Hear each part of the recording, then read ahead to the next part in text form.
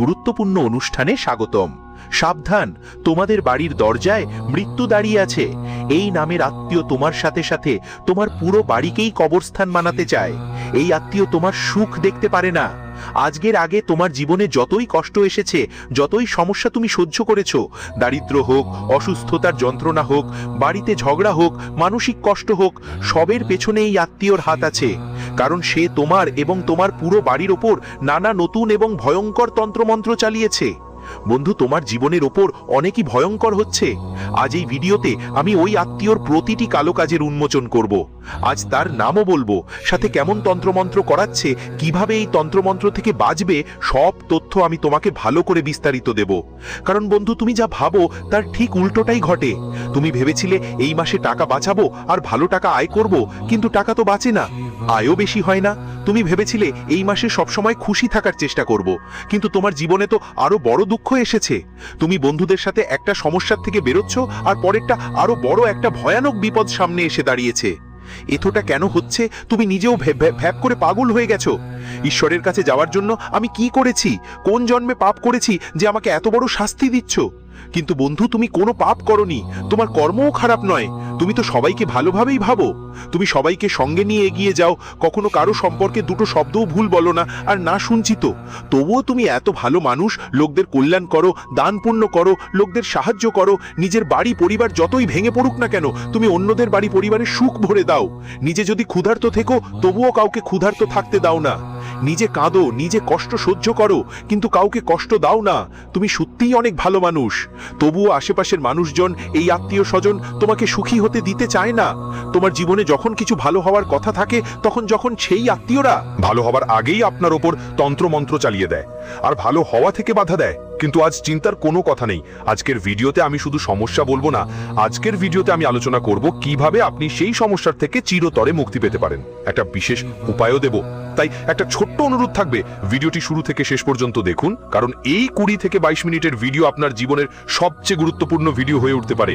আমি জানি বন্ধু, আপনার বাড়ি পরিবারে প্রতিদিনই ঝগড়াঝাটি লাগছে, স্বামী স্ত্রীর মধ্যে সম্পর্ক ভালো না। যদি কিছুদিন ভালোই থাকে, পরের মুহূর্তেই আবার সমস্যা শুরু হয়ে যায়। বাড়িতে রোগ ব্যাধি লেগেই থাকে, কেউ না কেউ অসুস্থ থাকে, বারবার হাসপাতালে যেতে হয়, মাথায় প্রচুর চাপ থাকে, টেনশন থাকে, মানুষ ঝগড়া করতে শুরু করে। এই সব সমস্যার বাইরে তুমি কখন বেরোবে? তো বন্ধু, আমি বলতে চাই, আজকের এই ভিডিও তোমার জীবনে সব দুঃখ দূর করবে, তুমি সব কষ্ট থেকে মুক্তি পাবে। তবে আমি শুধু এটুকুই বলতে চাই, আমার কথাগুলো তোমার জন্য একটু চুমভাবে, আমার কথা তোমাকে একটু ভিতরে ভিতরে ভাবতে বাধ্য করবে।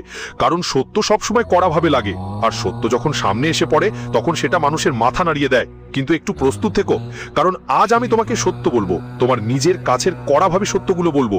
আর সাথে আগামী 7 দিনের মধ্যে শনি গ্রহ মঙ্গল গ্রহের সঙ্গে মিলছে, আর এই দুই গ্রহ যখন একসাথে আসে, তখন ভালো ভালো লোকদের কাছ থেকে তাদের নানি বা দাদি মনে হয় কিছু পাওয়া যায়। অনেক ভালো পরিবর্তন, অনেক আনন্দ, বড় আনন্দ আসবে, কিন্তু কিছু কষ্টও থাকবে। তাদের থেকে আসতে পারে বাঁচাও। তো বন্ধু, বিস্তারিত জেনে নেওয়া যাক। কিন্তু তার আগে আমি তোমাদের শুধু এটুকুই বলবো, এগিয়ে যাও। তার আগে আজকের ভিডিওটা লাইক করে দাও। অনেক পরিশ্রম করে ভিডিওটা বানানো হয়েছে। ভিডিওটা বানানো হয়েছে শুধু তোমাদের জীবনে যে যন্ত্রণাগুলো প্রতিদিন সহ্য করছো, যে তন্ত্রমন্ত্র তান্ত্রিক কাজের ঝামেলা থেকে তোমাকে বের করে আনতে। তাই ভিডিওটা লাইক করো, আর কমেন্ট বক্সে প্রথমেই সৎ মন আর সত্যিকারের ভক্তি দিয়ে জয় শ্রীকৃষ্ণা, হর হর মহাদেব, জয় শনিদেব লিখতে ভুলো না। শনিদেবের প্রচুর করুণা তোমাদের ওপর বর্ষিত হবে। আর যদি কোনো সমস্যা থাকে, তো নির্দ্বিধায় কমেন্টে লিখে জানাবেন। দেখুন, যখন আপনি গভীর ঘুমে থাকেন, আপনার পুরো পরিবার, বাড়ির সবাই যখন শান্তিতে ঘুমাচ্ছেন, তখন কেউ আপনার বাড়ির দ্বারে এসে কিছু তন্ত্রমন্ত্র করে, কিছু তান্ত্রিক কাজ করে, ঝাড়ফুঁক করে চলে যায়। আর আপনি যখন সকালে ওঠেন, তখন থেকে আপনার জীবন একদম বদলে যায়। কিন্তু আপনি কিছুই বুঝতে পারেন না। আপনি হয়তো দেখেছেন, যখন বাড়ির ঝাড়ু বের করেন, যেসব নারী বাড়ির ঝাড়ু বের করেন, তারা প্রতিদিন দেখে নেন ঝাড়ুর মধ্যে কোথাও কোনো তন্ত্রমন্ত্র আছে কিনা। যেই জিনিসগুলো ব্যবহার করা হয় সেগুলো যেন আসছে না। যেমন কালো তিল হয়ে গেছে, লোহার পেরেক হয়ে গেছে, লবঙ্গ হয়ে গেছে, কালো মরিচ হয়ে গেছে, কাটা লেবু হয়ে গেছে, অথবা লোহার গোল গোল কিছু চলতে লাগছে, বা কোনো পুতুল হয়ে গেছে। আর বন্ধুদের, তোমাদের বাড়িতে যদি কোনো ছোট বাচ্চা থাকে, তাদের খেলনা দেখো। তোমাদের ছোট বাচ্চাদের কাছে যেসব খেলনা আছে সেগুলো দেখো, তাদের কাছে কোনো নতুন খেলনা এসেছে কিনা তাদেরকে জিজ্ঞেস করো, এই খেলনাটা কারা দিয়েছে। কারণ সব জিনিস তন্ত্রমন্ত্রে ব্যবহার করা হয়। আর কোনো আত্মীয় স্বজন কোনো অজুহাতে তোমাদের বাড়িতে আসতে পারে, কেউ তন্ত্রমন্ত্র পড়েও যেতেই পারে, কিন্তু তারপর আপনার বাড়িতে নেতিবাচক শক্তির বাসা বাঁধবে।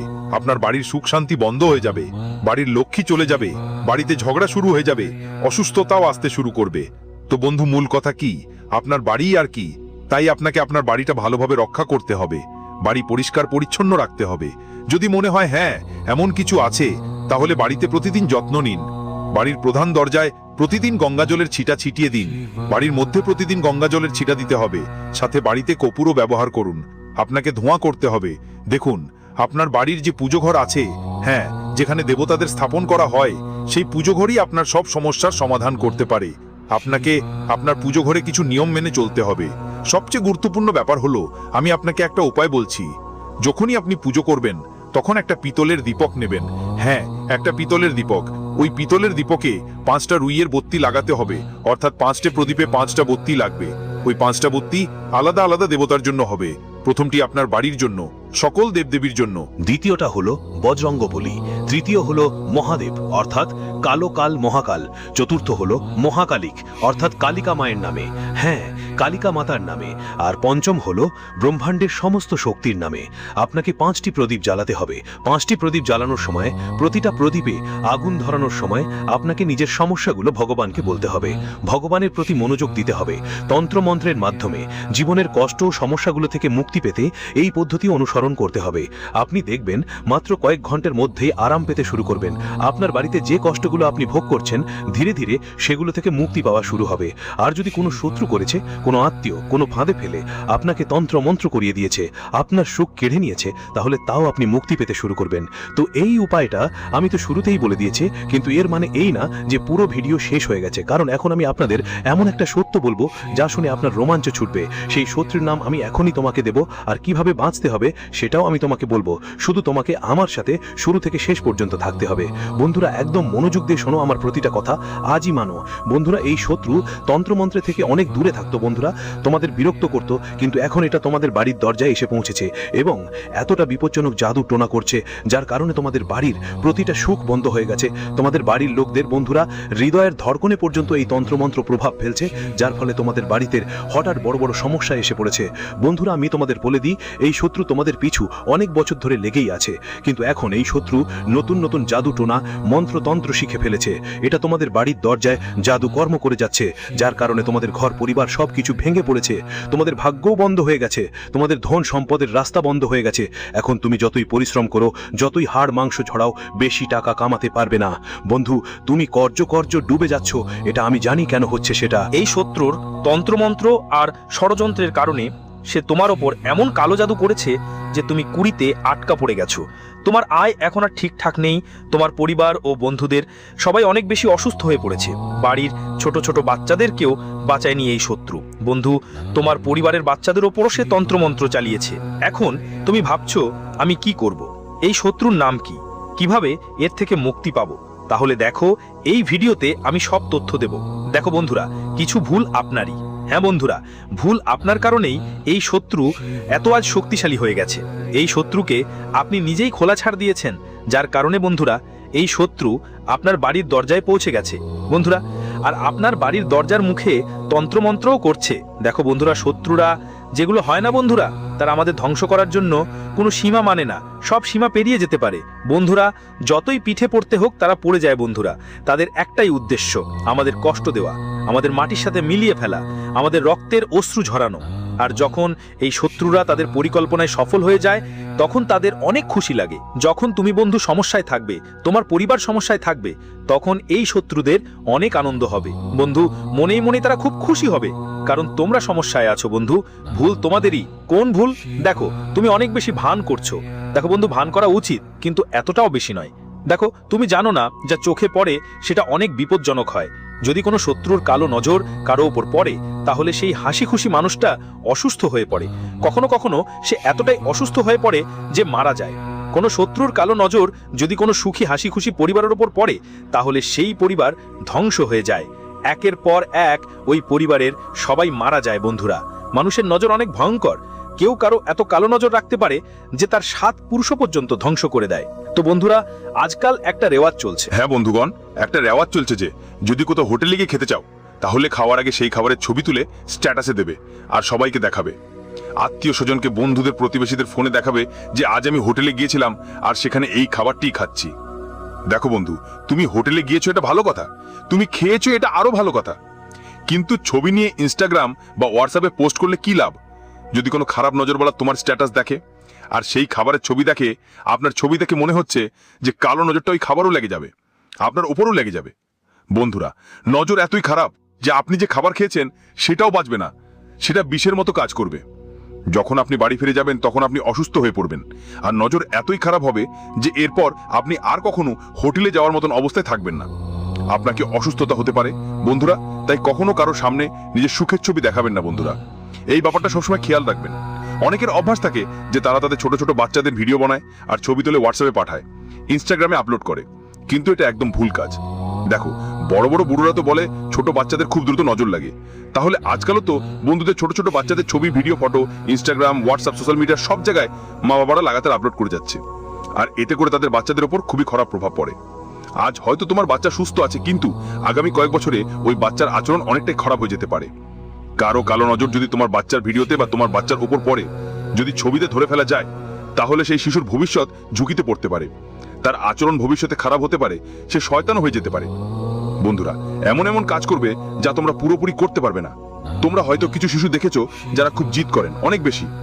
বন্ধুরা, তারা শয়তান। যাদের যদি কোনো জিনিস দরকার হয় সেটা না পেলে তারা নিজেদের ক্ষতি পর্যন্ত করে ফেলে। এটা হয় কারণ তাদের উপর কোনো ভুল নারী বা ভুল পুরুষের নজর পড়ে থাকে। তাই এমন করো না। আর যারা তোমাদের শত্রু, বন্ধুরা, এই তোমার লুকানো শত্রুটা ঠিক এই সুযোগটাই নিচ্ছে। তুমি তো খোলাখুলি তোমার ছবি এখানে সেখানে পোস্ট করো, আর ওরা বন্ধু, এই শত্রুরা তোমার ছবির উপর, তোমার বাচ্চাদের ছবির উপর, তোমার ছবির উপর তন্ত্র মন্ত্র করিয়ে দেয়, যার ফলে তোমার খুশিও বন্ধ হয়ে যায়। তাই তোমার খুশিগুলো বন্ধু লুকিয়ে রেখো। তুমি কি ভাবো আমি কোথাও ঘুরতে যাচ্ছি তাই সেটার আগে থেকেই সবাইকে জানিয়ে দেব? এতে কি হবে? ভালো লাগবে না? লাগবে তো বন্ধু। মানুষ চায় না তুমি তোমার জীবনে আনন্দে থাকুন। দেখুন, কেউ চায় না অন্যের খুশি দেখতে। ধরুন আপনি কারো ছবি দেখলেন, সে খুব ভালো লাগছে, কোথাও ঘুরে বেড়াচ্ছে, তাহলে আপনার মাথায় কি আসবে বলুন তো? একটু ভাবুন তো নিজেই। আপনার পাশের বাড়ির মানুষটা কোথাও ঘুরতে গেছে আর আপনি তার ঘোরার ছবি দেখলেন, তখন আপনার মাথায় কি আসবে? হ্যাঁ, দেখো তো কত ভালো করে ঘুরছে, কত সুন্দর সুন্দর জায়গায় যাচ্ছে, কত সুস্বাদু খাবার খাচ্ছে। আপনার চোখও সেই খুশি ঝলমল করবে। কিন্তু মাঝে মাঝে আমাদের চোখ বা কারো চোখ খারাপও হতে পারে, যার ফলে বন্ধুরা ওই ব্যক্তির উপর তার খারাপ প্রভাব পড়ে। তাই খেয়াল রাখবেন যে কখনো হাসতে খেলতে তোলা ছবি ইনস্টাগ্রাম ইত্যাদিতে আপলোড করবেন না, মানুষদের দেখাবেন না বন্ধুরা। এখন পরের জিনিসটা খুব ভালো করে শুনবেন। এই শত্রুটি ও তোমার উপর অনেক তন্ত্রমন্ত্র করেছে। বন্ধুরা, এই শত্রুটি আমি আগেও ভিডিওতে বলেছি যে আর কেউ নয়, এই শত্রুটি তোমার নিজেরই। এই শত্রুটি তোমার সবচেয়ে প্রিয়। হ্যাঁ বন্ধুরা, এই শত্রুটি কোনো অজুহাতে তোমার বাড়িতে আসে, তোমার বাড়িতে কিন্তু তন্ত্র মন্ত্র টোনা টোটকা করে চলে যায়, আর আপনাকে কোনো খবরও থাকে না। কারণ আপনি যাদের উপর বিশ্বাস করেন সেটা আপনি চোখ বন্ধ করে করেন। আপনি যদি কারো উপর বিশ্বাস করেন, কেউর সঙ্গে সম্পর্ক রাখেন, সেটা আপনি চোখ বন্ধ করে করেন। ধরুন আমি আপনার কোনো আত্মীয়ের ফাঁস করে দিই, ধরুন আমি আপনার কোনো আত্মীয়ের খুঁটিনাটি উন্মোচন করে দিই আপনার সামনে, তখন আপনি বলবেন না, এটা কখনো হতেই পারে না, সে আমার খুব ভালো আত্মীয়, তার উপর আমার পুরো বিশ্বাস। আর বন্ধুরা, আপনি আমার উপর বিশ্বাসও করবেন না। কেন করবেন না? কারণ তোমরা বন্ধুরা চোখ বন্ধ করে লোকেদের উপর বিশ্বাস করে ফেলো। তারা তোমার সাথে যত খারাপ করুক, যত ভুল করুক, তুমি সেটা দেখতে চাও না। বন্ধুদের তোমাদের এই অভ্যাসটা বদলাতে হবে। দেখো, আমরা যা দেখি সবসময় তাই হয় না। যারা আমাদের বন্ধু হওয়ার ভান করে তারা সবসময় বন্ধু হয় না। ধরো কেউ তোমার সবচেয়ে ভালো বন্ধু, সে তোমাকে সবসময় ভালো কথা বলবে, তোমার মঙ্গল চিন্তা করবে, তুমি ভাবো এটা আমার সবচেয়ে সত্যিকারের বন্ধু, কিন্তু দরকার নেই যে সে সত্যিই তাই। সত্যি বন্ধু হও এমন কিছু ব্যাপারে বন্ধুদের মধ্যে মন থেকে শত্রুতা তৈরি হয়ে যায় যা তুমি কল্পনাও করতে পারো না, কারণ তুমি তো সরল। কিন্তু সবাই তোমার মতো নয়, এই দুনিয়া খুবই খারাপ। তাই কারো উপর চোখ বন্ধ করে বিশ্বাস করো না। বন্ধু হোক, ভাই হোক, বোন হোক, প্রতিবেশী হোক বা রক্তের সম্পর্ক হোক, কেউই পুরোপুরি বিশ্বাস করার যোগ্য নয়, কারণ এই যুগটা কলুষিত। এখানে তো বন্ধুদের মধ্যেও একে অপরের বিরুদ্ধে লড়াই চলছে, ঝগড়া তো হয়ে যায় বন্ধুরা। তাহলে কি বলবে তোমরা? দেখো বন্ধু, জরুরি না যে যেটা দেখছো সেটাই সত্যি হবে, তাই সবাইর ওপর বিশ্বাস করা বন্ধ করে দাও। আর যদি কোনো আত্মীয় তোমার বাড়িতে বারবার আসে, বন্ধু, যদি কোনো আত্মীয় সপ্তাহে বা মাসে এক দুবার আসে, তাহলে ওই আত্মীয়র ওপর নজর রাখা শুরু করো। কোথাও সে কোনো অজুহাতে তোমার বাড়িতে এসে তোমার ঘরের দরজায় বা ঘরে টোনা টোটকা তন্ত্রমন্ত্র করছে তো? এটা সব সময় মনে রাখবে, সাথে সাথে তোমাদের যারা বাচ্চা আছে, ছোট ছোট বাচ্চারা না, তাদের স্বভাবই এমন যে তারা পাশের বাড়িতে চলে যায়। ছোট বাচ্চাদের অনেক অভ্যেস থাকে যে কখনো প্রতিবেশীর বাড়িতে চলে যায়, কখনো কোনো আত্মীয়ের বাড়িতে চলে যায়। কিন্তু খেয়াল রাখবেন আপনারা, বাচ্চাদের বুঝিয়ে বলবেন যে যদি কোনো প্রতিবেশী কিছু খাওয়ার জন্য দেয় তাহলে খাবেন না, কোনো আত্মীয় বা পরিচিত কেউ কিছু খাওয়ার জন্য দেয় সেটাও খাবেন না। কারণ বন্ধুদের যারা শত্রু হয় তারা সবচেয়ে দ্রুত আপনার বাচ্চাদের টার্গেট করে। আপনার কোনো ধারণাও হয় না, আর আপনার বাচ্চা প্রতিবেশীর বাড়িতে গিয়ে কিছু খেয়ে ফেলতে পারে।